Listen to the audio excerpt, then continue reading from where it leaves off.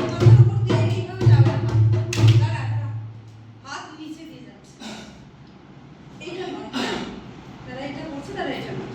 এখান থেকে হাত এই দিকে যাচ্ছে, আবার এইখান থেকে হাত এখানে এসে ফিক্সড, দুবার পা কিক, তারপর আবার এখান থেকে শুরু হচ্ছে। চল 1 2 3 4।